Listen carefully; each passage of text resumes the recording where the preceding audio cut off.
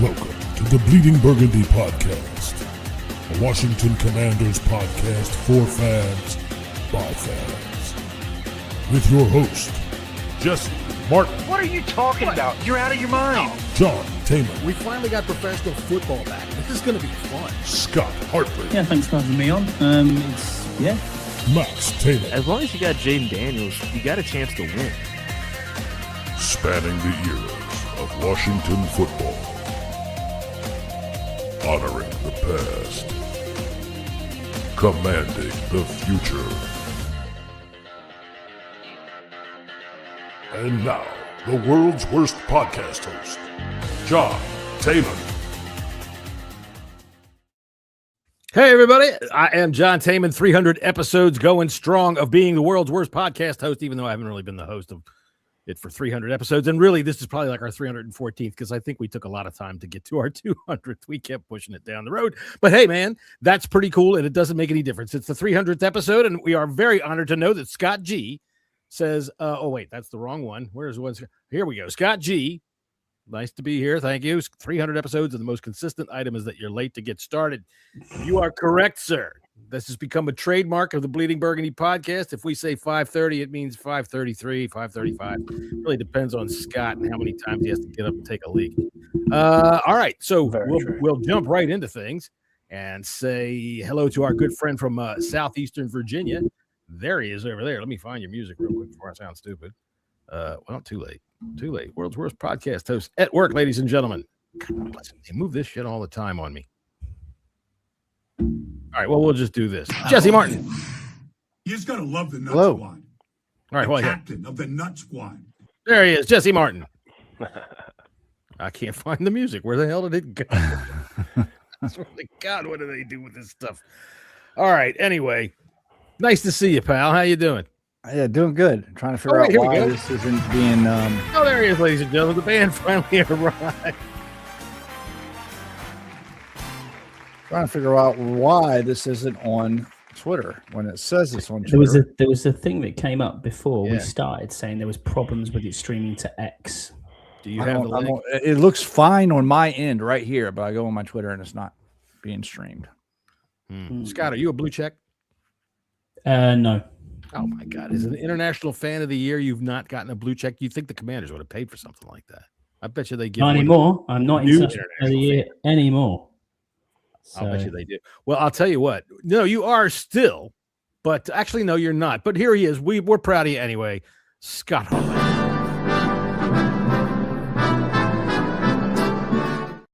We're on there. All right. So as it is known now that there is a new international fan of the year, and I will allow you to go ahead and announce your predecessor or your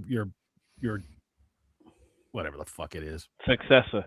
There you go. Thank you. Words. Tony, at least you know the command of the English. I got so many things whirling around in my head right now. It's crazy. It is our language, Scott, to be fair. So. Well, that's true. Yeah, these just ruined it. See, when you pick up a computer and you look at it, it says English simplified with an American flag next to it. So exactly.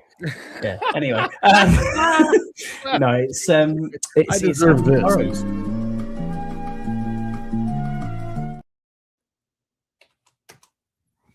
Oh, I'm on mute now. Now you muted me. Thanks for that. I did. It's all right. Andy Burrows is the international fan of the year for 2025. So congratulations to him. He is going to Pittsburgh with Jesse, I believe. You are also going to Pittsburgh to the draft. So good and enjoy it. And we will start the campaign. Fourth wins for an Irishman or somebody else in the group, anybody at all who will to win the International Fan of the Year 2027, because we need about 20 inner circle tickets. So if you can open us up, that'd be great. Anybody sure you need a good Irishman like myself. Anybody that's part of our group. All right, we've got a nice international group here of fans. Yeah. And anybody that's part of our little cluster, we want to keep them as international fans. We want to just keep it rolling around. By the way, speaking of next year's International Fan of the Year, by the way, Andy Burrows, congratulations. Honest to God. Look, when I was in the car coming out of we went and saw them play the Jaguars, all right? And when we're leaving the game, Doc was all excited on the radio talking about it. And they're talking about, people come a long way to see them play. People, and he goes, Andy Burroughs was here. I'm in the truck. I was like, dang. You should have been in Madrid. You should have been in Madrid, John. It was like walking around with a minor celebrity. It's like everyone wants a photo. He didn't love it. He didn't love it one bit, did he? Not one. Oh, I'm sure he did not. I can't see him in any way enjoying the spotlight. Speaking of people that enjoy the spotlight, there's our good friend Tony Wheat down there. The Irish. There's nothing really that rhymes with Irish that I can call you. The Irish commander down there. There he is. How you doing, man? I'm good. That's good. How you boys doing? I mean, I guess I'm doing great. We've already been around the room as to how everybody else is doing, so thanks for asking. Oh, I'm just polite like that, I know. Let's see. Scott G says, who is starting the fund for bail money for the draft? In Pittsburgh, really, you can do a hell of a lot. They had Ben Roethlisberger up there, which, by the way, this is a new argument brewing here on the Bleeding Burgundy podcast. Ben Roethlisberger go into the Hall of Fame. No. By the way, for me to say brewing here on the overrated quarterback podcast, Ben Roethlisberger all in one sentence, that's a trick. Ask me in an hour to do that. I won't be able to do it. All right, so we do have some stuff to get right to. Is there any Commanders news that's right off the top that we should discuss other than, of course, they've re-signed Andrew Wiley. Yep. Yeah. There he is. Scouts is happy with it. I'm happy with it. They re-signed Tress Way, I think, since the last time we were here. So have they done anything else since re-signing Wiley? Well, they had a couple press conferences today. Yeah. I didn't catch the Dan Quinn one. I just didn't have. He didn't say much. Yeah, it was a bunch of nothing burgers. They're gonna hold off on releasing Lattimore because of details. Which honestly, they are very good at saying nothing with a lot of words. They went to the Belichick school. So y'all got to get used to that, man. They say nothing and you all are looking for meaning and they ain't saying, they're not going to tell you anything. We talked about it on the bunker, John, and it's about an injury settlement. That's all that is. Yeah. You're not going to get the full 18 million back, but you probably get 14 of it. I'm assuming thereabouts. I did glean one little bit of information, I guess. Somebody asked him about Laramie Tunsil, and he said the usual. Of course, we want to get him back, but haven't really. We're not going to put a timeline on that. That was the thing that we're not going to put a timeline on that. But then later on, somebody else asked him something about his plans on signing somebody, and he just plain out said, "We've already been talking with Laramie's people." So. Or with Laramie, because I don't think he has people. Yeah, the other one I think was about Deron Payne. Yeah, I was going to say that was the only thing. Yeah, I'm glad for that. They're going to get that contract done. It doesn't need to be right this second. There's loads of time. People should probably just chill out. It's not going to turn into a Terry McLaurin situation. Let's hope. It's not. It's not. There's no agents involved with. He's his own agent. Both sides want this, and I've mentioned this on the bunker. I mean, Laramie is a different animal than a Terry McLaurin. Laramie is a top 5 offensive tackle. It's close to a blue chip, if not a blue chip player. The only one on this team, and there's a lot of other details going from different things with Terry McLaurin. He's a skill player.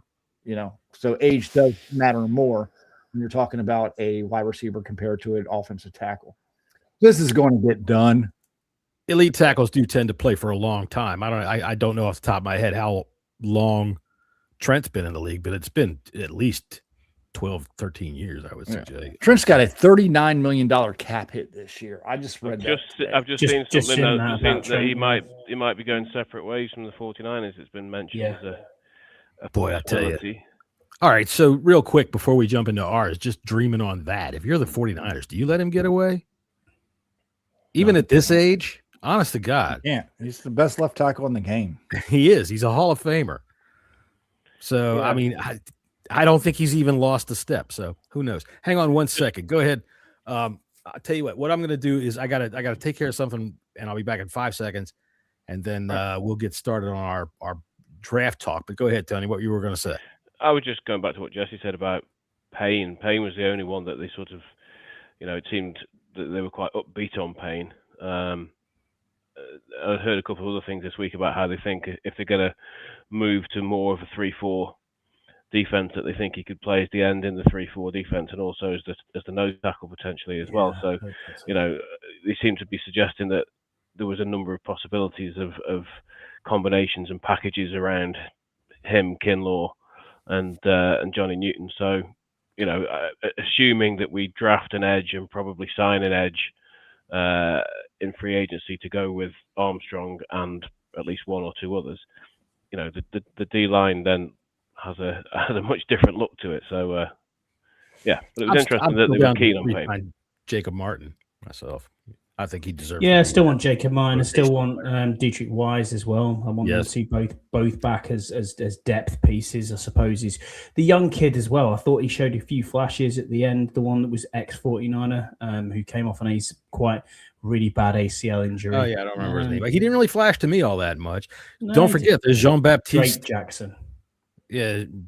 Jean-Baptiste is still there. So, I mean, he is, there's rotational players. And, I think a lot of times when people would hear names like this that we're talking about, we're thinking that, oh, no, we're saying it's okay because of these guys. No. These are depth rotational players. To me, Jacob Martin is high on that list. I think he really played well for us as that. I think Dietrich Wise, dude, and I swear to God, just put him in those white gloves and let him hold his hand out. It'll scare the hell out of anybody. I'm way up in the stands and I could see those things. It's like he's got these paddles on his hands. He's just waving them around. He's so long in his arms to be able to get things down. Hey, is that Andy?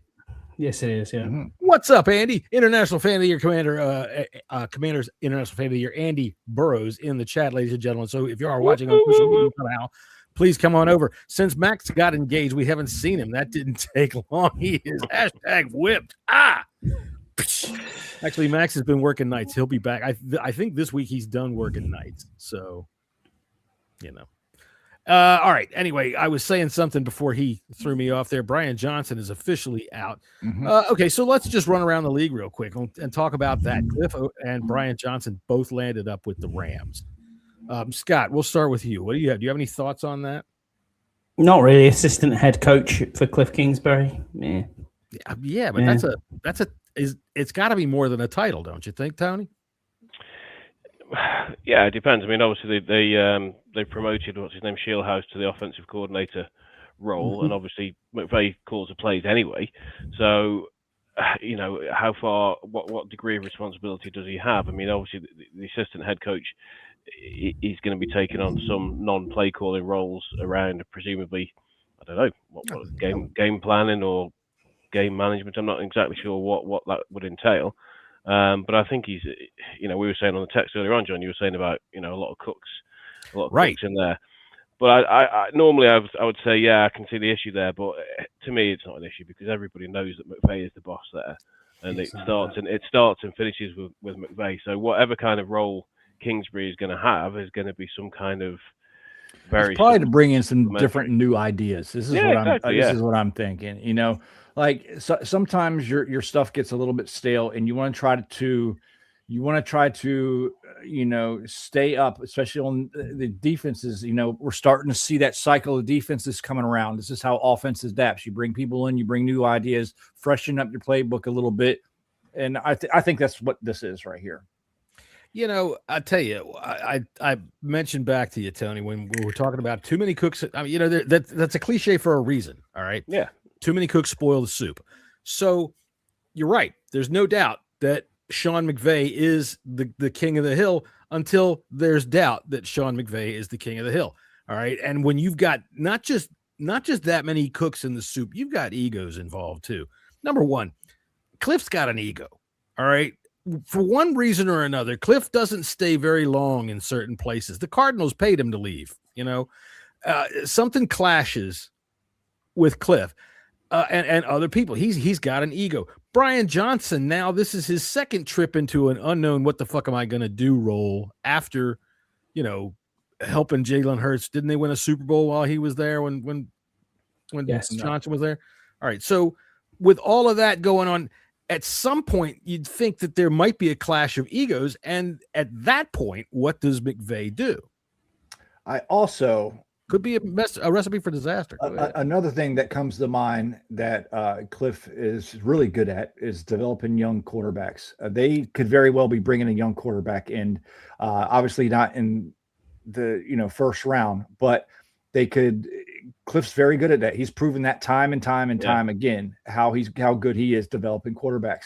And they got to make a plan after Stafford. Stafford ain't playing much longer. Two first-round picks as well this year. They've got a 23rd pick as well. Yeah, that's what something maybe a back-end first rounder, a second rounder, something like that. Maybe for developmental purposes. They're trying to keep the eye on the future. Oh, he's 38 years old, which is, Brady pushes it beyond belief as to how far you can go. But you know what? If I had to say that he could play another 2 years, Stafford, I'd be confident in that. Yeah, I think he had to get talked out of retiring last year.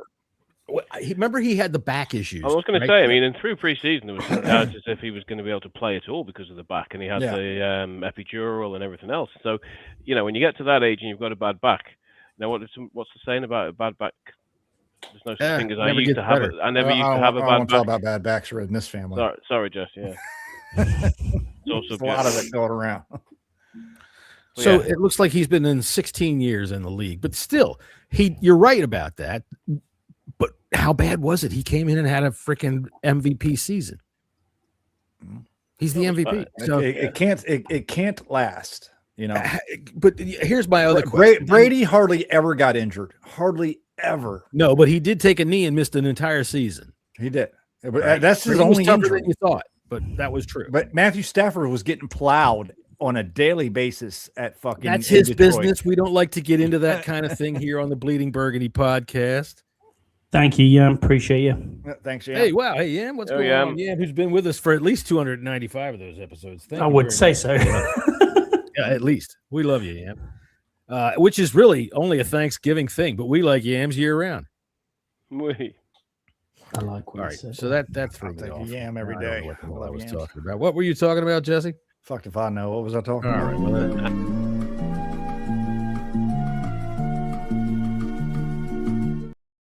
all right, by the way,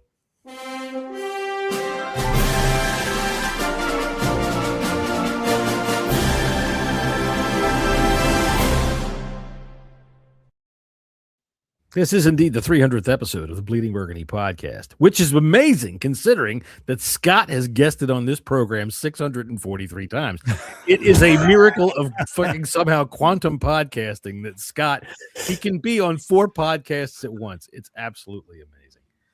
All right, so we're going to jump right into what we were talking about. All right, we got off track. I don't like to say we got off track. This is a free-form podcast. We talk about anything because I am the world's worst podcast host and I can't keep on track to save my life. So we will go wherever my brain leads us or somebody smacks us back into place. But we do have something planned out today. We've got 3 gentlemen here that are going to try to convince me who we should take with our number 7 pick. All right. So earlier this week, we all got together and everybody gave me a secret ballot, a secret list. And I've put together everybody that's run across. This is everybody on everybody's list. Everybody mentioned everybody else. So somebody's got something to say about all of this. So there was one player in which all of you were a thumbs up. So can you guess who that would be? David Bailey. David Bailey is it. So David Bailey is the one guy you all agree on. We'll start at the top with Jesse. Tell me why you want David Bailey at 7. Yeah, I mean, we are in the need of a pass rusher, and he is one of the best ones that are coming out of this this draft. I mean, it is it's a desperate need for this team, but you don't want to be desperate when you're picking in the top 10. But he's one of the guys that has shown that that he can do it, and he may be available.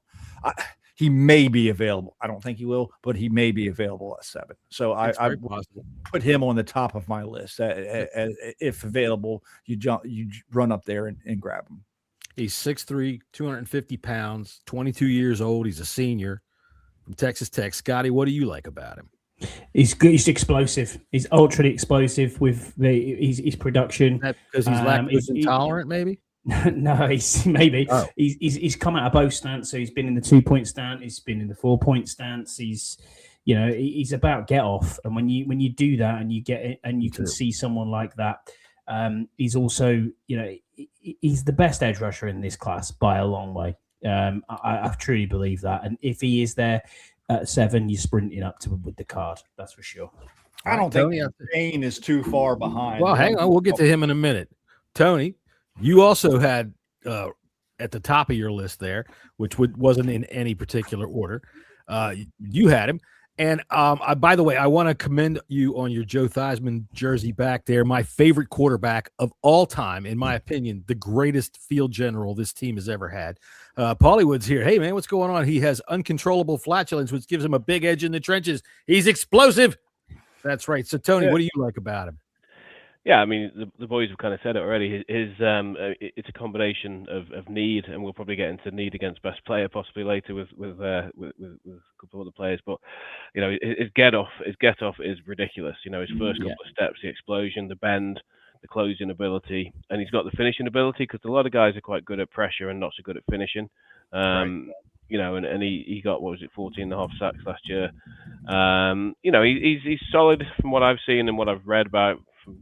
From scouts that he's solid against the run, but he's probably got a bit of work to do in that area. He's not as big as Bain, for example. We'll get to Bain later, but I think that unfortunately the needle seems to be pointing up with Bailey in terms of the projections and the mock draft at the minute. So I'll tell you. For me, looking at him at 6'3", 250, that gives him that versatility, I think, to play off the line if need be. So, yeah, you want a guy that can rush the edge, but you've seen in our defense many times, and you've seen a lot of NFL defenses now where you bring that edge rusher back and he actually covers his own. Whether he would be as good at that or better at that than Bain, I wouldn't mind Bailey. None of these big edge rushers, and I think Peter's mentioned this a little bit, or somebody was mentioning it today. They're not great in run, stopping the run, and that's okay. We do want somebody that's going to. We're moving into a 3-4, right? So we're going to want someone that's going to want to smack the quarterback, and we just haven't really had. Let me tell you something. That right now. The game that never happened, which in my opinion was a CIA front for some kind of experimental chemical shit that they dumped on the USA. Super Bowl 18 against the Raiders. Watch the play where fucking Marcus Allen reverses direction and goes running for a touchdown. You've seen it a zillion times. Watch Dexter Manley. The man was not good against the run, but he was an absolute lethal weapon against quarterbacks, and he terrified them. And I don't have a problem with something like that, especially a guy that's his size that can be a little more rangy, that can move around and probably do a little bit more. Whether he's good against the run, hey, look, man, you see guys. How big is Max Crosby? He ain't that huge. And you can they can always develop too. Coaching does have they're still young. These are all still young players. They're still impressionable. They still can develop. There aren't many guys that we've seen in the last few years coming out of the draft with that first step quickness that he has off the ball. I mean, that's elite. Whatever you say about anything else, that ability to before the tackle is even out of his stance properly, Bailey's already halfway past him. And from there on out, his pressure rate. Although apparently his pressure rate was slightly down this year from the 2 previous years, and his sack total went up. So either way, he's getting pressure. So look, if he's there, he would be the pick.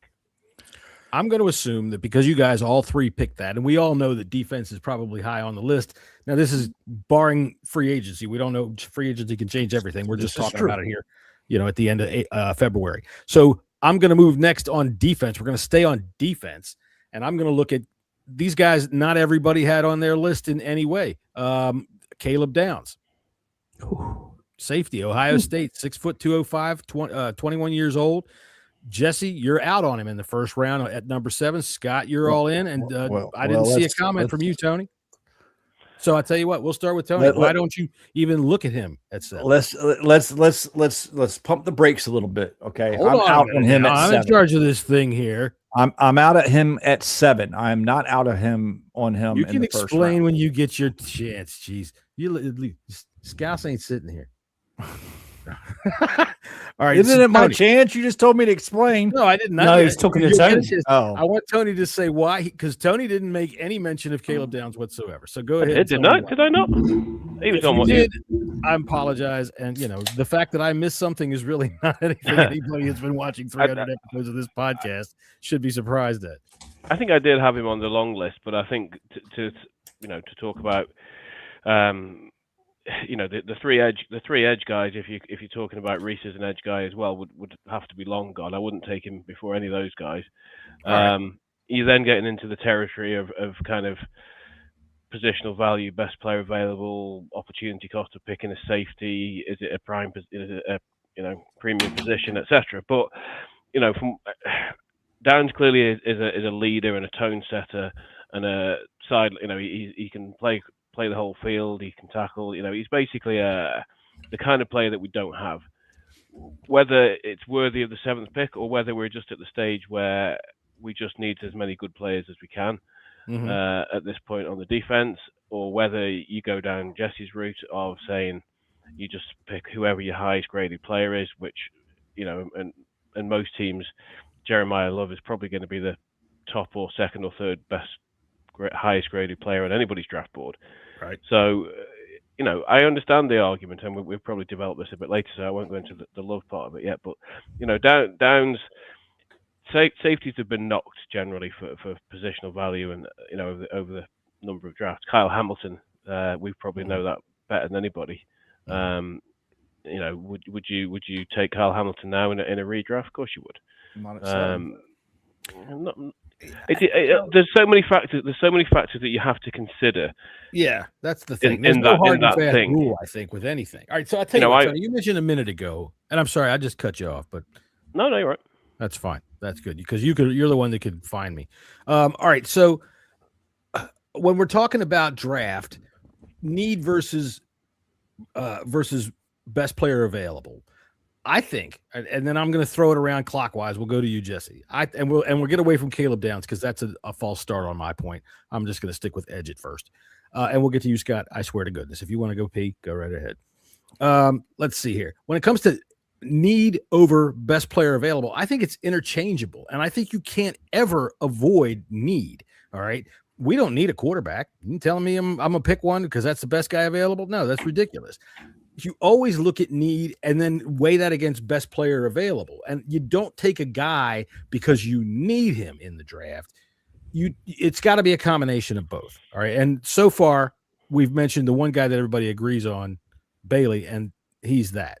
So, Jesse, need versus best player available. Okay. Look, if the best player available is an offensive tackle, we're not going to do that. Then we're going to go down to our second best player. Okay. It all has the board set up. We don't need a quarterback. We don't need an offensive tackle. Everything else is up for grabs. You know what I mean? Everything else is up for grabs. Then you take positional value into factor. Sorry, a defensive pass rusher is much more valuable than a guard or a linebacker or a defensive tackle or a safety or a running back or a wide receiver or a cornerback. It's just they are. So if you have a Bailey on your board and that's your next one, you're going to take a Bailey. Okay. Then you start going down the list like, okay, we've gotten in trouble so many time again, drafting need. Okay. Over best player available. It was shot us in the foot. I mean, it happens all the time, and we drafting though, Jesse. I can't even look at whether what they saw as need over best player available. I can't even qualify because they were so bad at it. Teams do this all the time, though. They shoot themselves in the foot by over grasping players. Listen, you fill your needs in free agency, and you shoot for the moon, and get talent in your core in the draft. And we haven't been able to do that because the people that's been picking lately, and before this new regime has come in, and now it's time to look. We don't have many or hardly any blue chip players on this team. Right. So if there's a Bain or a Bailey or a Reese not available at 3, then you take, all right, see what you got at cornerback, see what you got at wide receiver, see what you got at running back, see what you got at linebacker. Then you see what you got at safety, because I'm sorry, I'm taking it more of an impact position that's higher on my board than I am. You'll take an inferior player because of the impact of the position. It's not. It doesn't mean that they're an inferior player, though. You know what I mean? It depends on how your board is lined up. Okay. Well, obviously, the best player at a position. So if you're always Jeremiah going Love's best player, above a depending on Caleb Downs, I'm sorry. This is why safeties aren't picked in the first round. The last one's been over 5 years. There's a reason for that, and we just got to kind of understand the fact that you find a safety, starting quality safeties in the 3rd round. It's not an impact position at all whatsoever. Running back is. Go ahead, Scott. Running back is less valued than safety. It's such horseshit. On pay, it is. You can find a pay is. We're not talking about pay. We're talking about impact of a value of free agency. You can't have it both ways, Jesse. You're saying that safety isn't important. No, isn't a impact position. Money has zero to do with this. So then zero. Okay, I understand what you're saying about safety money. Is the best player out there. That's what I'm saying to you. Safety is the best player out there. He is he is the best player in the draft, bar none. Jeremiah Love says who? Says who? Come on now. Watch it on film. We're talking about an Isaiah Simmons type of player, a tweener type of player.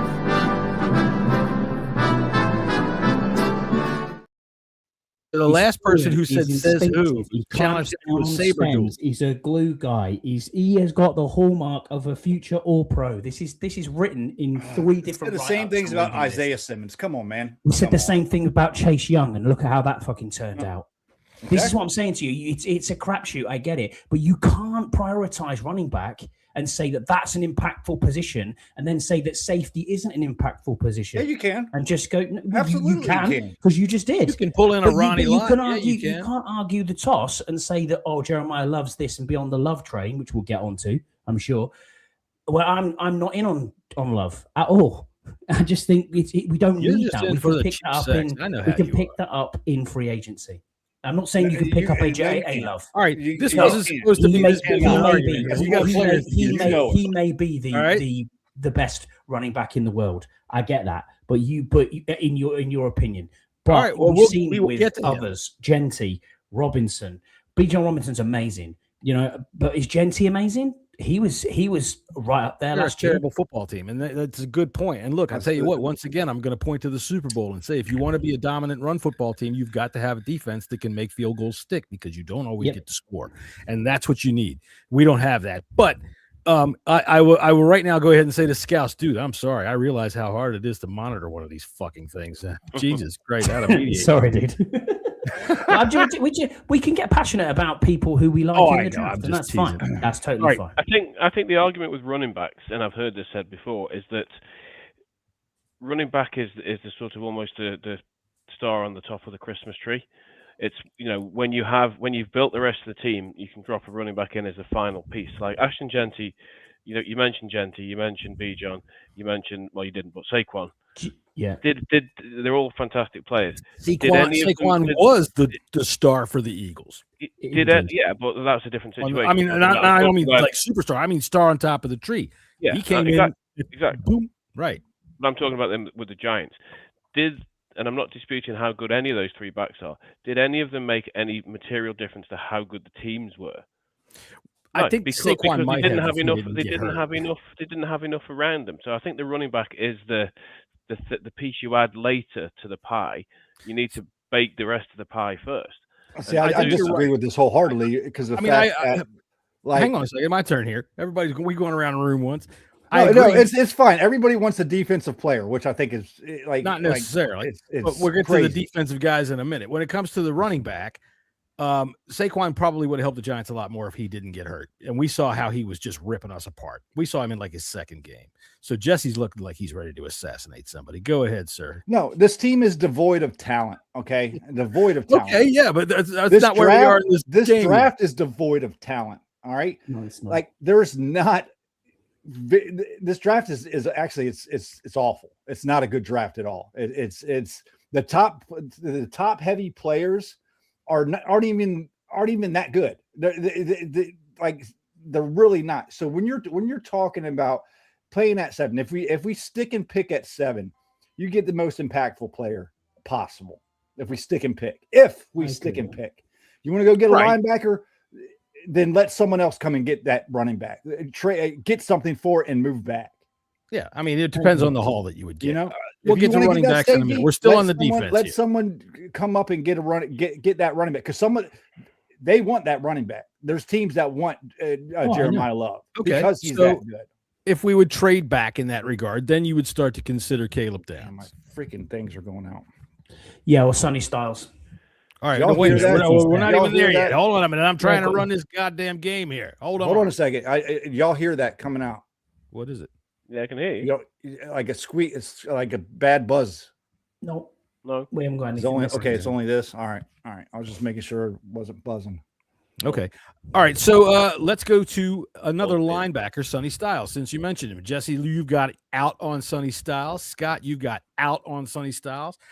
Tony, you had Sonny Styles down low on your like look at him later list.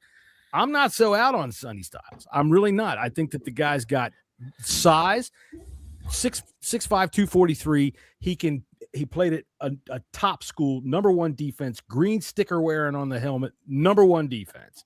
We're looking for a new middle linebacker. You can't ignore that. I think that would be if we went for him at 7, I'd be happy. It would be a quality. I don't think I would be. I don't think I would be either. If we traded back, yes, that's another one. You know, I'm definitely for trading back and getting, again, positional value, man. It's a thing. Middle linebacker really is a thing. Oh, I mean, whatever. You know, positional value to me is thinking about things down the future. I'm thinking about a guy that can step in and play. How's this guy going to play? And I'm looking at the talent level that he brings to the field and the heritage that he brings with him.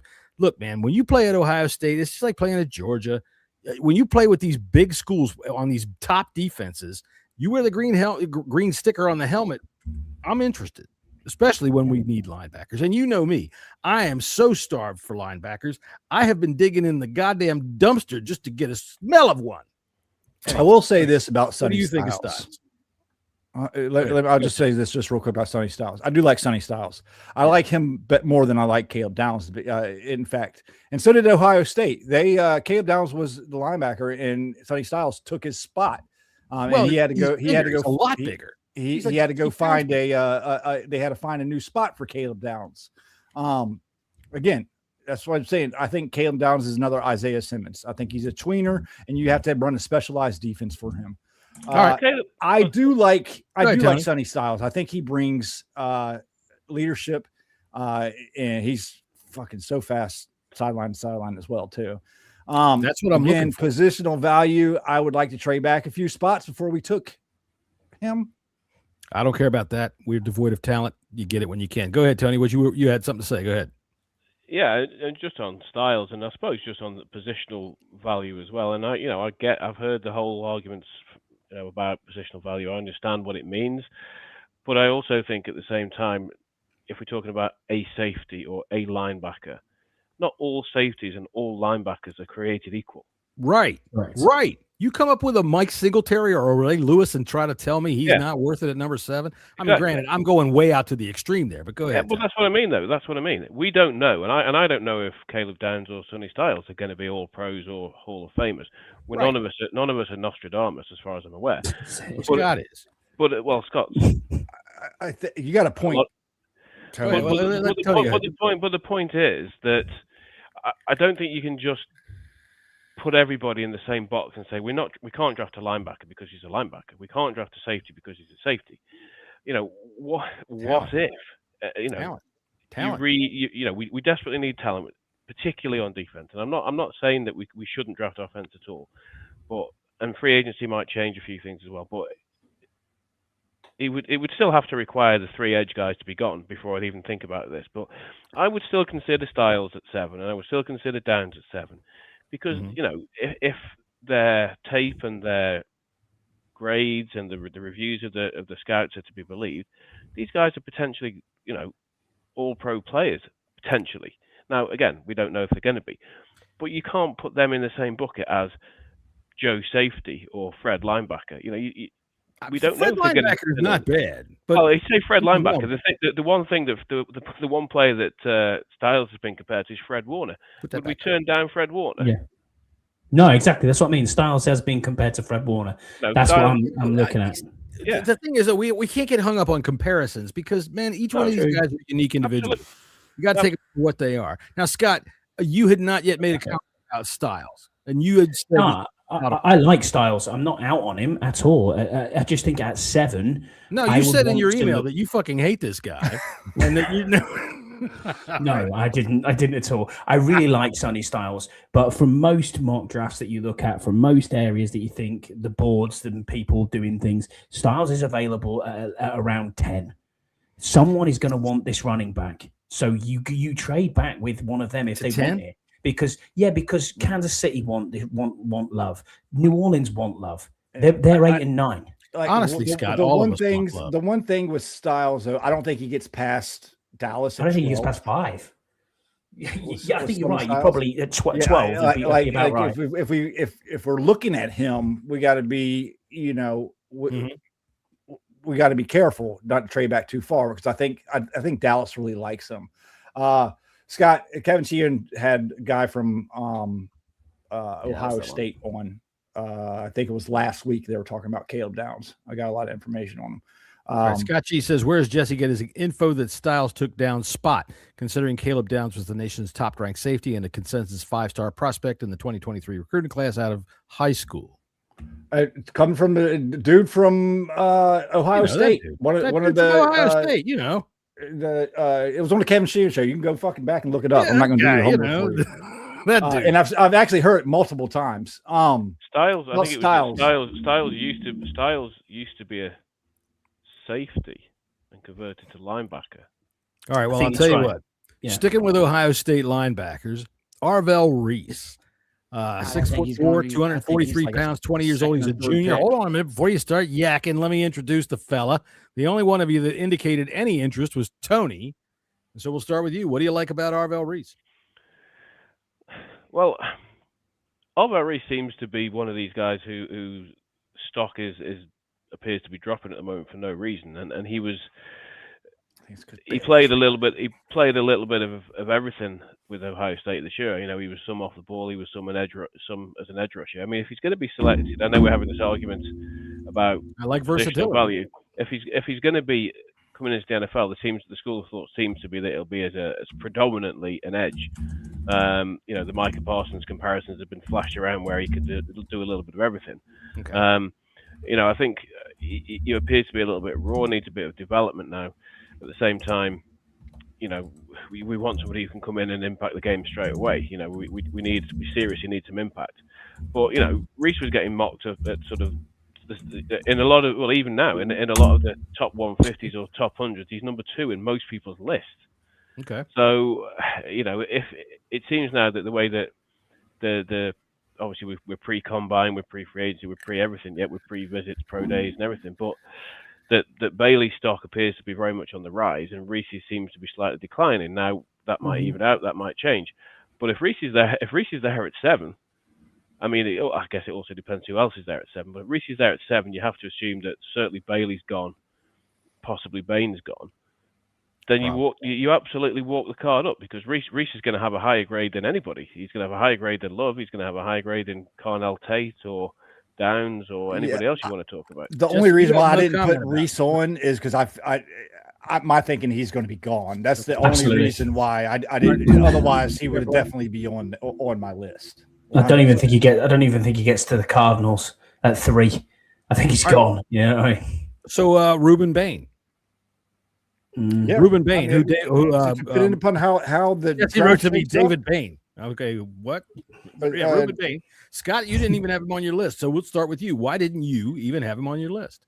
There's talk about ideal speed and length and arm length and all that sort of stuff. I heard obviously Adam Peters talking about wanting length, which is quite interesting today in his press conference. Coming from you, this is rather, well, I know exactly there is that, but he hasn't got ideal arm length apparently for an edge rusher. So but I watched him in the championship game in college football, and I don't watch college football, and he stands out. There's no doubt about it. He stands out. I think Peter's just kind of talking. He's like, unless it's somebody, he kind of, when he was talking about the arm length and stuff, he said, but there's in certain scenarios you would go with that. And I think Bain may fit that scenario. It depends on how well some of these players, some of the players that we're talking about, if the physical coordinator doesn't feel like he's going to be good for their particular scheme, then they might pass on somebody like that. It's really, I like him because he's an edge rusher. We need a fucking edge rusher. That's my top priority. I just don't think there's going to be edge rushers left. But Bain's got to be in there. He's got to be. He's got to be a prospect at 7. I mean, he's been on the radar for everybody for like the last 6 months. Go ahead, Tony. Yeah. He has. Also because he's got one of the great names in college football. If you're a Batman fan, obviously. That's one of my. I don't like that character. Oh, it's a great character, Tom Hardy. Oh yeah, Tom Hardy I like, but that movie, we'll talk about that. That's another podcast. That movie, I can't stand it. I digress.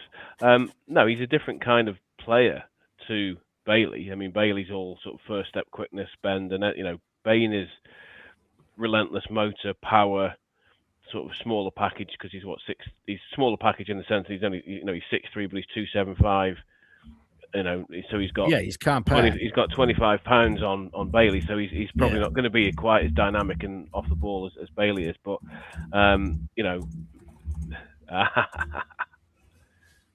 but he's just the stuff I've seen of him and the stuff I've read about him, he's just an absolute dog.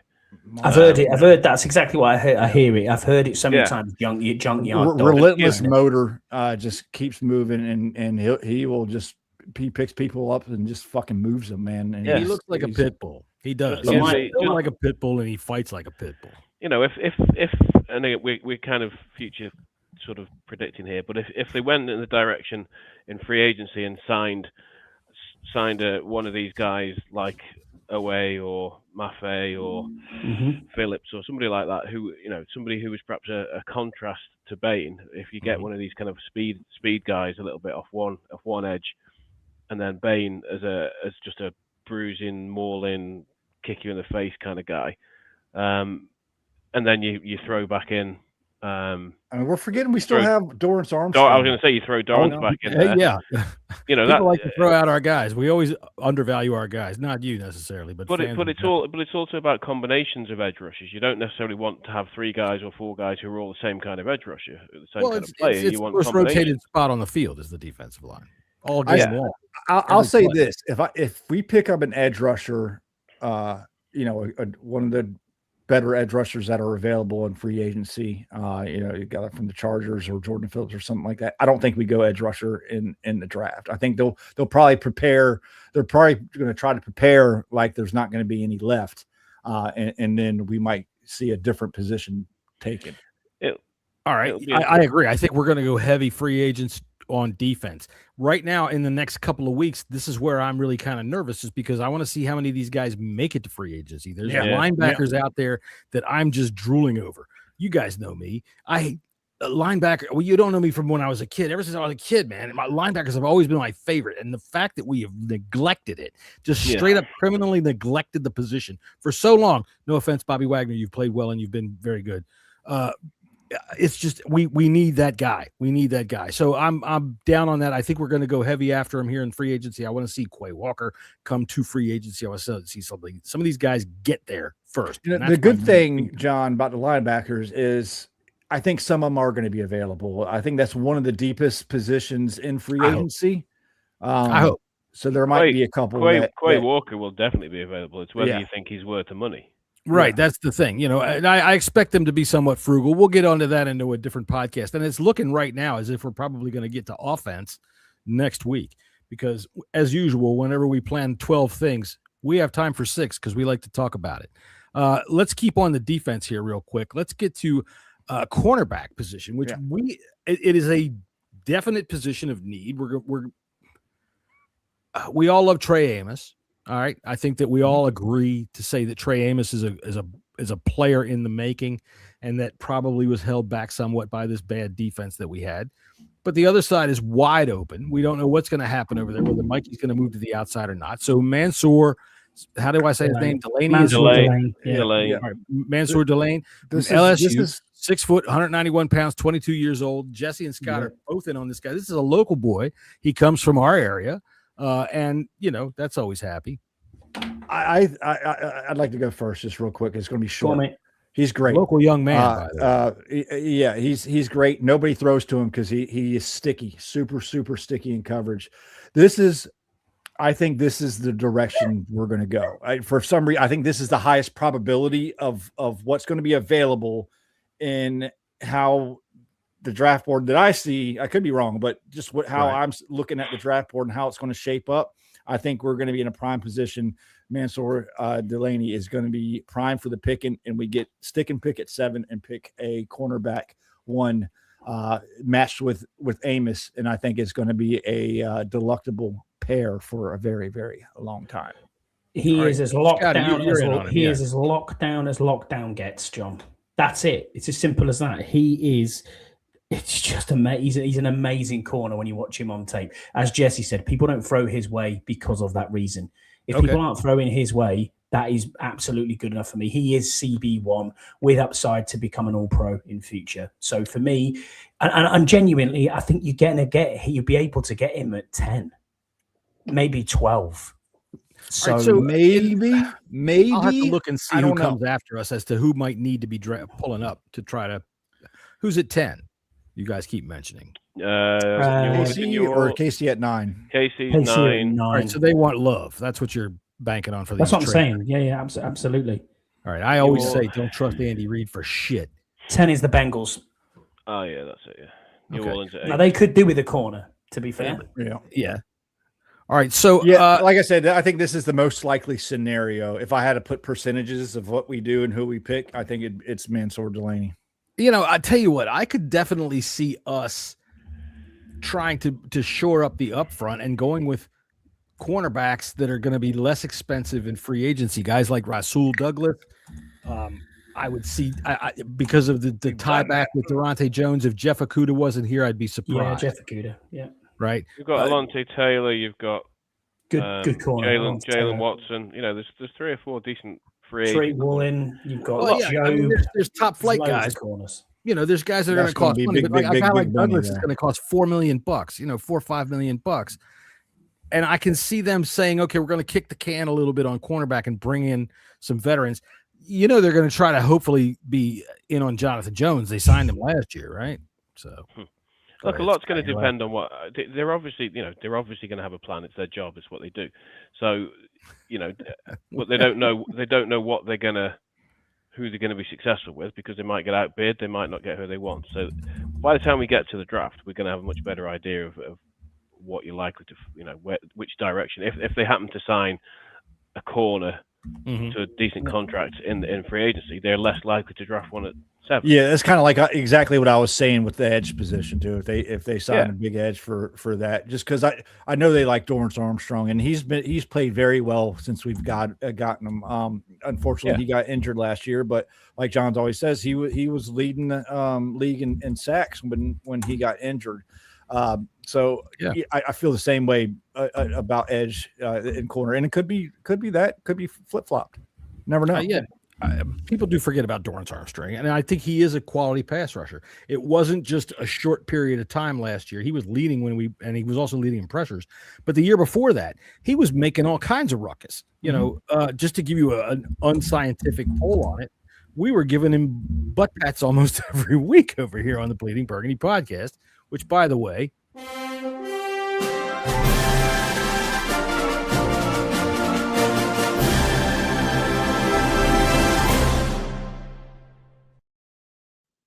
For those of you turning in, this is our 300th episode. Thank you for being here. You'll get some cake later. All right, let's see. Moving on, we've got Kedrick Falk. Kedrick Falk. Nobody's in on Kedrick Falk. I guess is it because you guys think he's all going to be out? No, I just don't think he's. I don't think he's as good as the rest of the edge rushers. By the time you get there, he's going to be gone. Maybe way back at trade up to at least 15 to 20, maybe. I think he's a tier. I know that they set the draft boards vertically, and they also look at tiers. So I think he's a tier below. He's a tier below those top edge guys, and you certainly wouldn't pick him at 7. If they traded back to the mid to late part of the first round, I think the danger with Falk is he's another one of these guys that everybody seems to love the traits over the performance, and I understand why traits are important and that they can flourish. But everybody was all about Shamar Stewart last year and what great traits he had, even though he had no production. And then he was useless for the Bengals. Now, obviously, he's a rookie; he's got time to develop. But the Browns, I'm always a bit wary of these guys who are these sort of unbelievably traitsy guys, and I'm not sure it translates as often as the draft nicks and the scouts think it probably does, but maybe I'm wrong. I don't know. I always think that they make everything into a number and leave out the guy. What one player is when you this whole positional value thing and all that kind of thing like that, it absolutely leaves the player out. So do you guys want to tackle offense today? We've got 5 players that we can yak about. We can save that till next week, and we can get into some fun. This is the 300th episode. Yeah, let's save that till next. We'll save that till next time. Yeah, we got time before free agency starts. That's right, we do, and we'll talk about that next time about the offensive draft picks that we'd like to. We're also going to want to have Ken Johansson, coming in here to discuss the draft with us. We always like to have him on. All right, so this is our 300th episode. I'm going to go ahead and say here's some of the fun stuff that we've done. Where should we start? Should we start? I'll start with our good friend down here at the bottom right, Scott Hartley. Dude, you are the greatest sport that there is. Whenever I say to Scott, "Hey, dude, send me a picture of this," he will do it. I have set Scott to do the dumbest things, and here you go. And it's like any stupid thing my sense of humor can come up with, Scott's willing to go along. So here we go.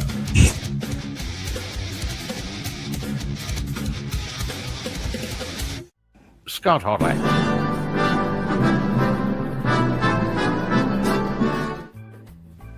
Now, Scott, it says here that you grew up in the circus as an acrobat with your mom and your dad and your uncles, and that you toured around Europe as the Flying Hartlinis. Is that what you want to talk about that? The Hartlinis. Right. No, John, it's not. I mean, where are you getting this information from? Wait a minute. We've even got pictures. Hold on. Here's the Flying Hartlini. You can't really see him there. Here, let me give you a close-up. There he is. He's up there.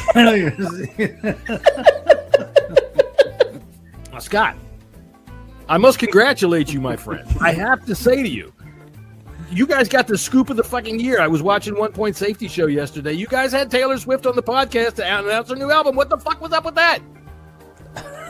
Where are you getting this information from, John? Hang on. Look. All right, here. You can't really see her. She's behind this big...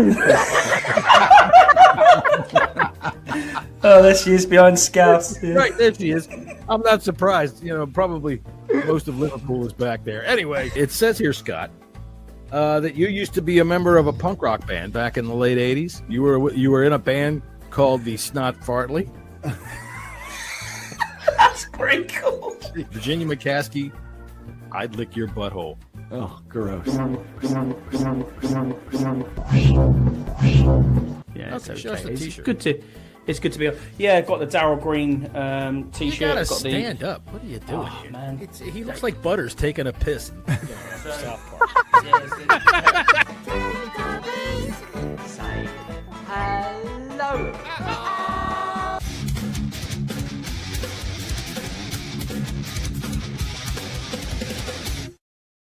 I can't wait. We've got more episodes to find out more about Scott Hartley. Oh, the car. I thought you would have gone with the car and at least put a gay bar in there. But never mind. Oh, there's the car.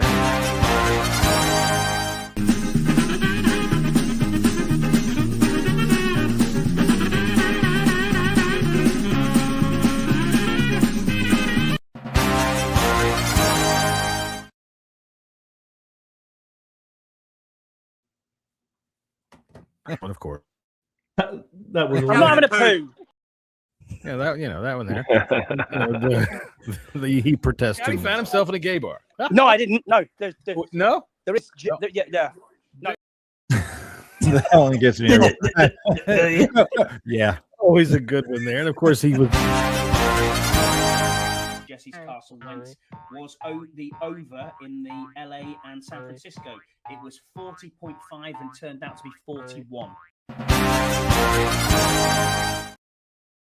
Scott took a list. lists. Yeah, he just loves it, doesn't he? He loves his list. He gets off on that shit. I do like lists. But it was the funniest thing with the car was when we actually found a small car in Madrid. It was amazing. Send you a picture.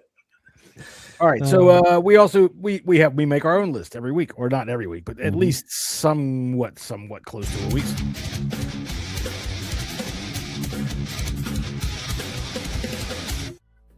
All right, the top 10 things Agent Buddy Baker can do while waiting out his Terry McLaurin negotiation. Number 10, volunteer for experimental hemorrhoid surgery.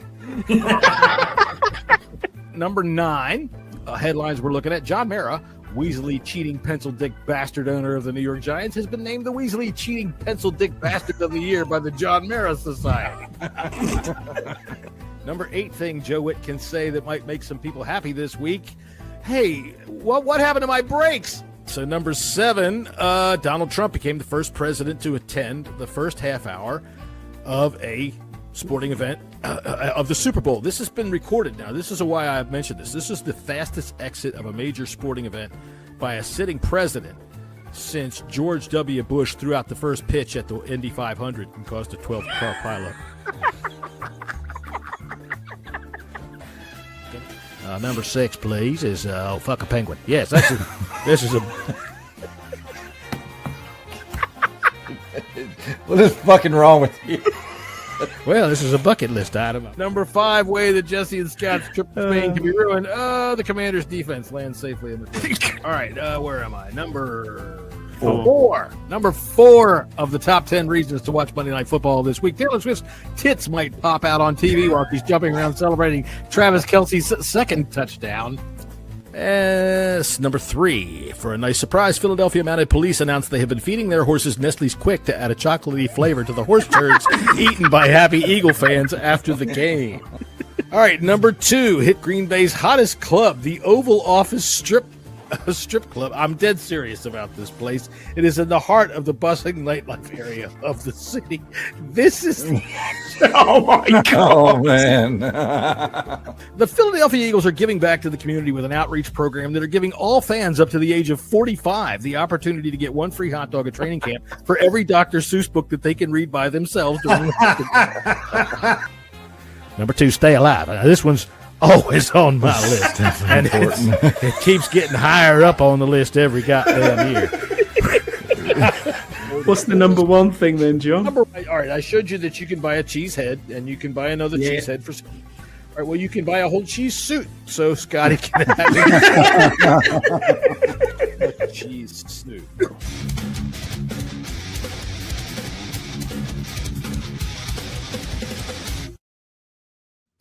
Oh, there we go. The penguin and stay alive. I've never belly laughed so much. Yeah. Whenever I can get Jesse to say what the fuck is wrong with you, I know I've gotten a good one there. Damn. Fuck a penguin. Goddamn right. Let's see. Let's see. Tony, you've never seen these things, have you? I've seen a few of them when I was, I haven't watched every episode, I must confess, but I've seen a few of them before. Well, they are viral, they get around, and people send them to people in their offices and get fired for them and all kinds of stuff. So here's some fun stuff that'll get you fired.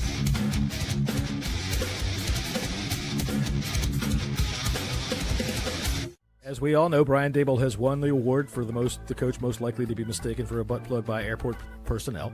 Scouse said you didn't pass the Pepsi challenge there, John. Well, whatever.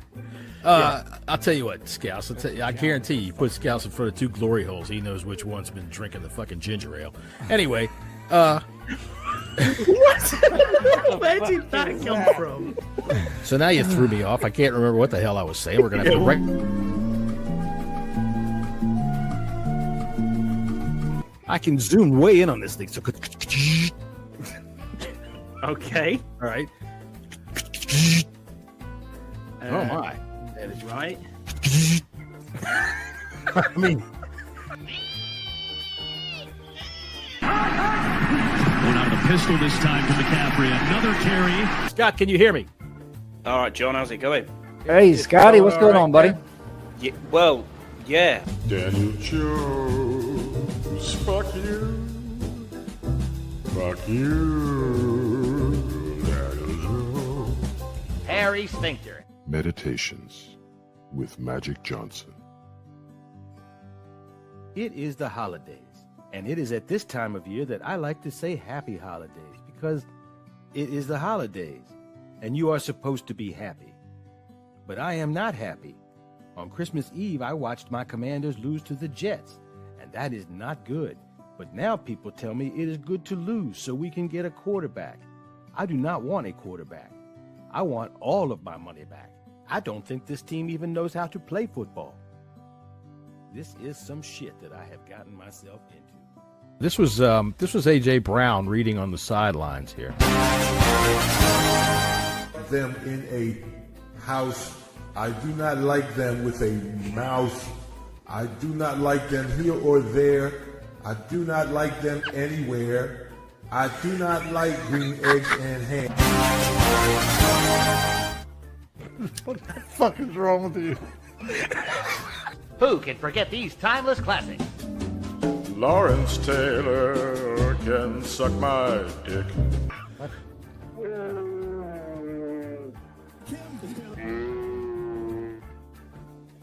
All right. You did him dirty there, man. I did not. Oh shit, Dr. Octopus is right around the corner with a death ray. Spider-Man better look out. Play fake. Heineke. Sailed over the head of Terry McLaurin. My name is Watson and I play for the Browns. I like running, passing, and scoring touchdowns. Now here is something that I bet you don't know. I like sticking things up in my butthole. Yep, no matter what it is, I'm game for anything.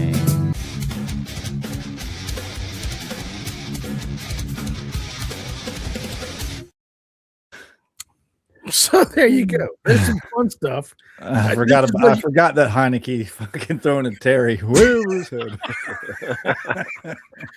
Look, you know what? This is not the most expert podcast in the world. We like to talk about football. This is a fan show. I want to make sure that's crystal clear to anybody tuning in now 300 episodes too late. We are all just fans. We like to talk bullshit and we like to run our mouths and have a few jokes. And that's the kind of stuff that you miss if you're not tuning in every week. Plus, we've had other fun. We've called some celebrities. We called Jerry Jones a couple times. Let's see what those sound like. Here, I got to see here.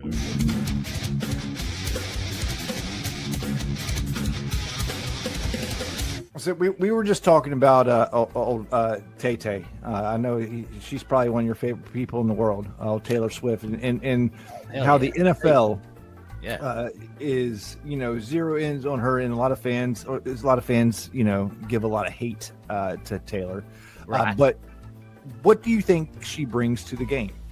Well, she brings pussy, for God's sakes. What else do you think? I mean, God dang it, look at her ass, for Pete's sake. That's what I'm looking at whenever they talk to her. Even if she's up there behind the goddamn glass in the booth, I'm like, hey, them titties are just down underneath there a little bit, and I bet they look like this. So that's what it brings to the NFL. And not only that, but she's got a legion of fans, and most of them have titties. So that brings even more to the NFL. And I'm telling you, that makes it pretty goddamn good as far as Jerry's concerned. Fucking Jerry. All right. Well, other than the titties, do you think it's good for the NFL? Showing her on screen so much. Oh, absolutely. Because then everybody sitting at home has the chance to think about her titties. And that right there keeps viewers glued to the screen. I mean, let's think about it. You can say all you want, aside from the titties. But the fact of the matter is there ain't no aside from the titties. And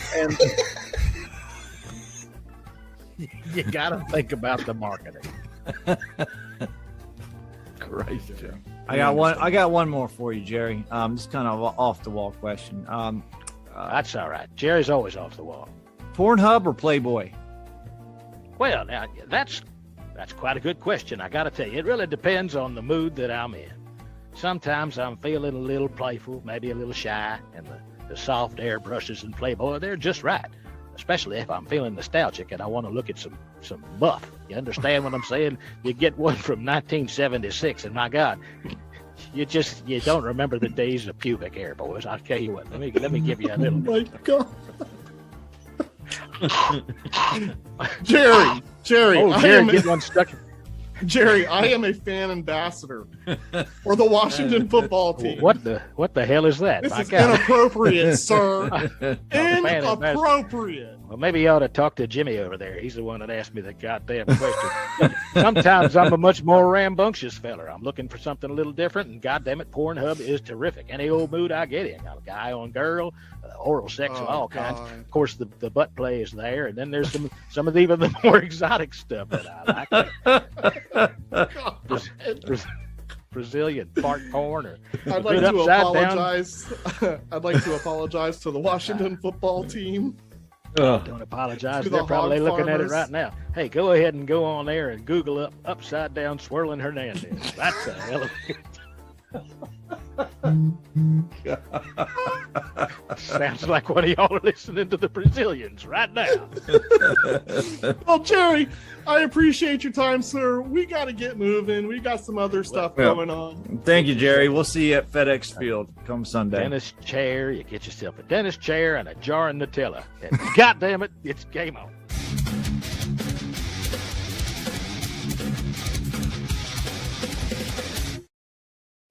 That was like was that the first time that you guys had called Jerry? Yeah, I think so. Yeah, the swirling Hernandez. That was legitimately funny. Look, Keith and Jesse invited me onto this show after they had been doing it for a while, and I got to be flat out honest. I didn't really know you guys all that well, and I was like, sure, okay, whatever. And I figured you guys knew what you were getting. Maybe not quite. We did that. All right. So then, okay, here I played this once before. So this is the second time this has ever made the right here. After we used to pre-record the show, right? So when the bit was over, Jesse would, or one of us would clap to give me a spike on the thing to show us when the bit was over, and then we would chill for a minute. And this is after that. Jesus fucking Christ! God, Jesus Christ, John. Dude, when he said licking Tanya's butthole. What the hell was that? Bro, I have no chance. Somebody let a fucking donkey in here. So I heard that, and then it was I said, okay, I've got to use this sometime. So I used it here.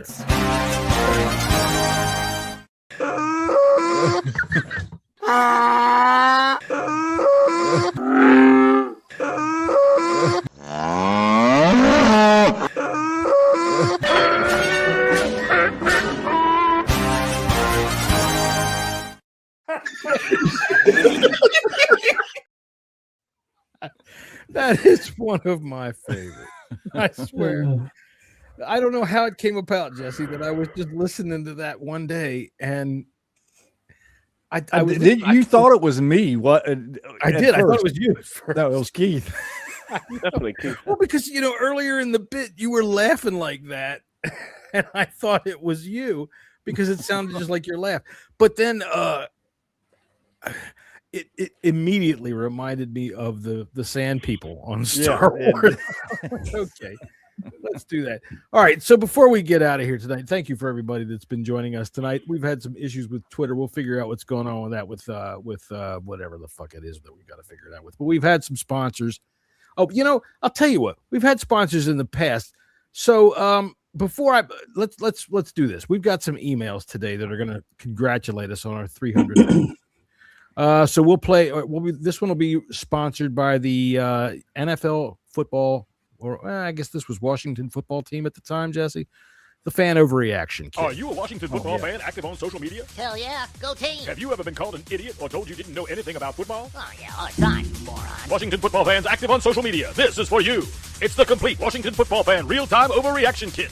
Now you can share your stupidity instantly during the game as it happens over all your social media platforms. Oh, wow. Want to fire a coach or a player? That's what I would do. Just select their name and your dumbass post will write itself. That's cool. Instantly access a complete list of players we could have had that are better than the sorry-ass motherfucker you're watching out there on the field. I told you, we should have signed Sam Darnold. The complete Washington football fan real-time overreaction kit allows you to immediately say some stupid shit and then move seamlessly to the next stupid shit you want to say without having to back anything up with facts or reality. We should sign Cam Newton. He's better than anybody we have. With one click, you can choose from hundreds of pre-written posts to instantly access the most popular game day comments. Comments like, I told y'all this team sucks, but nobody wanted to listen to me. John Bostic couldn't tackle my grandma. We should have drafted Justin Herbert. Why can't we stop anybody? What the fuck is this? What the fuck was that? Fuck this shit. I'm done with this team. That sounds awesome. Download the Washington football fan real-time overreaction kit right now and let everybody know that you're the genius and you should be running the team.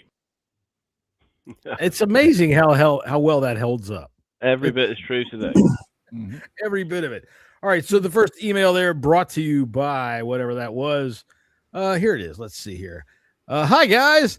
Congratulations on 300 episodes of the Bleeding Burgundy podcast. It sure seems like just yesterday I was taking over the Redskins coach, then getting cancer, then putting together a shitty roster, watching my boss get caught being a skeevy, thieving bastard, and leaving with a shitload of our contracts expiring. Anyway, thanks for getting me the interview with the Cardinals. It got me out of the house for a while. They hired someone else, so I think my chances of getting the job are pretty slim. All the best, Ron R. So, Ron, checking in. Thanks to good to hear from you there. All right, our second email of the day will be brought to you by the Real Men of Genius. The Bleeding Burgundy podcast presents Real Men of Genius. Real Men of Genius. Today we salute you, Mr. Washington football team secondary player. Mr. Washington football team secondary player. You know every receiver the opposing team has because you spend the whole game reading his name on the back of his jersey. How did that guy get past me again? Unknown receivers circle your game on the schedule and invite their whole family to watch them roast you like a Thanksgiving turkey. Welcome to the NFL, Deontay Harris. You couldn't cover the deep third if you got paid millions and millions of dollars to do it. Landon Collins, what the fuck was that? You lay down and give it up on third down like a $5 prostitute who took ecstasy at a frat party. Oh, so easy. So step out and take a bow, Mr. Washington football team secondary player. Because without you playing the way you do, this team might be 4-1 or 3-2. Mr. Washington football team secondary player. I think we had just lost to the Bears. Yeah, that was a good one. I think the first show I was ever on, Jesse, I did some kind of promo for some kind of little club that was behind the dumpster and down the alley. Some kind of goddamn disgusting porno club that I made this advertisement up for, and I read it on the show, and Keith, I could see him turn like 6 shades of green. So Keith, if you're watching, I was so happy to see that. All right, let's see here. Our second email of the day coming in here from, it says, let's see, mais non. If you think for a moment you're using my name to come up with some idiotic email congratulating you on 300 episodes of the podcast, you can just forget it. Do not even play with me. I hate you guys. I will seek my lawyer on you so quick your heads will spin. I will sue you into oblivion. This is your only warning. I will not be trifled with. Whether or not you think I can cover the wide receiver or make the interception, it's no reason to make fun of me the way you dickheads do. Sincerely, Benjamin Saint-Just. So, I don't know if that counts. We might get sued over that. We'll find out. Benjamin Saint-Just checking in here. You know, I forgot to upload the video of what you guys did. And that's good because I don't want to take credit for that. That was the 1 Point Safety Show with the greatest prank of all time. Getting Benjamin St. Juice to get out there in a parking garage. And what was that? Called himself Saint Ghost. Cameo? Was it Cameo? Yeah. And you told him to please say Saint Ghost because that's what we call him because he's so awesome. It was Halloween. So, Yeah. so I said, I'll call you Saint Ghost. Okay. And then the whole of the, and then he forwarded to F.O. Bar, and the whole locker room laughed at him and said, "You do realize the piss out of you." That was the funniest practical, dude. That's the problem with the fact that the Bleeding Burgundy podcast is such a small podcast. There's so few people, and even though you're the number one podcast for the Commanders in Britain, the world should know about this. It really should.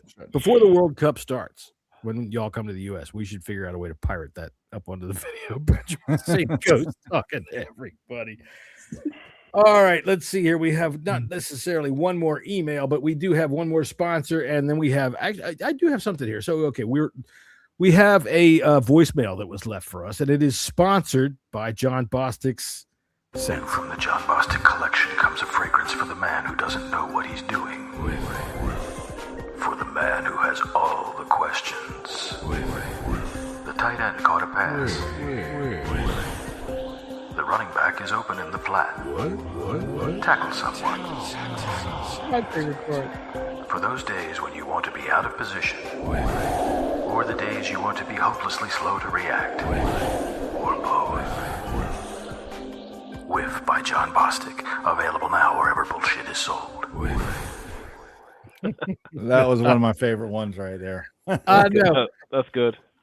No, that was Jesse's suggestion. That was your idea that we were sitting here bullshitting one day after one of the podcasts. Keith had to go, and you and I, we had turned off everything. We were just sitting here bullshitting. We thought about it, and you gave me that idea, and that was a perfect example of it'll go in the vault. It took a while before it came out. It'll go in the vault, but it'll find time, and it'll come out. And, man, that is one of my favorites, too. All right, so that one, Whiff by the John Bostic collection, brings us to this voicemail. We asked for a bunch of people to give us 300. You know, these are people that we've talked about on the podcast quite a bit, people that have played against the Commanders. So we got, I believe this one comes from Kyler Murray's cell phone. So this is a voicemail. Yo, dumbasses. The nerve you got calling me up, asking me to give you a shout-out for your 300th episode? You guys are dicks. Y'all have been making fun of me for being small since day one. I've had enough of this shit. Y'all think making jokes about getting snatched up by a bird is funny? Man, that shit hurts. I tell you what, I only fell down one sewer grate. Y'all act like I can't even walk down the sidewalk. You said they had to call the fire department to help me get down from a bar stool at the club. That shit was ridiculous. My mother heard that shit. It scared the hell out of her. Well, look, I've had it up to here. My lawyer's gonna hear about this shit y'all keep up with these short jokes and tiny man bullshit. Y'all keep it up, you hear? I will fuck you. Oh, goddamn it, man. Man, who the hell spits gum on the goddamn sidewalk? Oh, goddamn it, now I'm stuck. I'm gonna be late. Man, this shit is, man. Was it you? Was it you? Motherfucker, I will kick your ass. Kyler Murray checking. Wait, ladies and gentlemen. All right, we have had some sponsors over the year, and let's see. We've got to give them their due.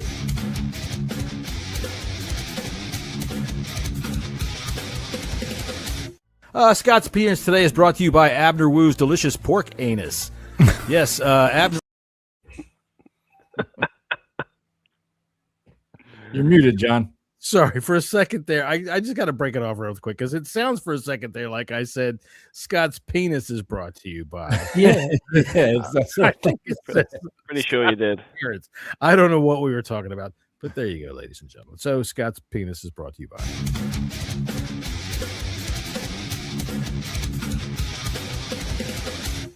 Scott's Opinions today is brought to you by Abner Woo's Delicious Pork Anus. Yes, Abner Woo's Delicious Frozen Pork Anus. Mothers everywhere know that to get delicious restaurant quality at home with Abner Woo's Frozen Foods. Stir-fried pork anus, kung pao, and many more recipes will have your family saying, Mom, is it anus night? No, we didn't do that. Abner Woo's Cosmetics white shit for your face and hair. Let's see. I did the Benjamin St. Ghost roast. Roast. That's right. What are the holidays without some delicious dick? Abner Woo's festive frozen spotted dick is sure to please all the dick lovers in your house this Christmas. Just pop it in the oven, and when the cream comes to the top, it's all done. Jim sure loves his dick the old-fashioned way, but Abner Woo's delicious international variety pack gives Sally the chance to try a new dick every Christmas. Whether it's the big American spotted dick or the smaller Asian flavors of spotted dick, everyone is sure to have the dick they want this Christmas. Get your Abner Woo festive frozen spotted dick today, available in your grocer's freezer. And thank you for sponsoring, Scott, as always, Abner Woo Industries. Abner Woo makes breakfast fun. All kids love chocolate, and each bowl of delicious Heine-Hoes are jam-packed with vitamins and minerals. And it comes with a free peanut surprise in each box. And new from Abner Woo, dildos. Give your morning a charge with new Dildos cereal with delicious marshmallow vibrators, butt plugs, dildos, and ticklers. By the way, today, of course, Scott's appearance brought to you by Abner McWoo's old-fashioned frozen family-style haggis. Abner McWoo's old-fashioned family-style frozen haggis, delicious industrial-grade animal offal stuffed with the most savory brown shit scrabbled from the hard earth of the Highlands and baked in a tempting urine-colored sauce. Your family will love every bite of Abner McWoo's family-style frozen haggis. McWoo. Based on an ancient McWoo family recipe dating back to the 1600s, this haggis will be sure a big hit with your family. Just pop it in the microwave for a few minutes. When the whole house smells like vinegar and urine, it's done. Give your family Abner McWoo's delicious old-fashioned family-style haggis today.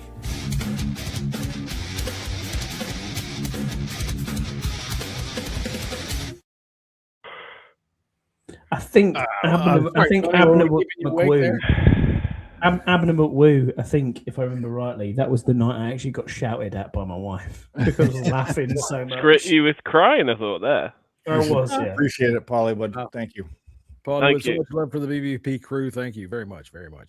All right, so yeah, it looks like it's about time that we're being done. We've been on for quite a while. This has been a wonderful 300th episode. We've had an excellent argument and discussion over the defensive draft choices that are coming up next week. I know we always say we want to take a break, but next week, you guys good for next week, Tuesday? Yeah, we can do that. All right. Yeah. Next Tuesday, and Max will probably be here as well.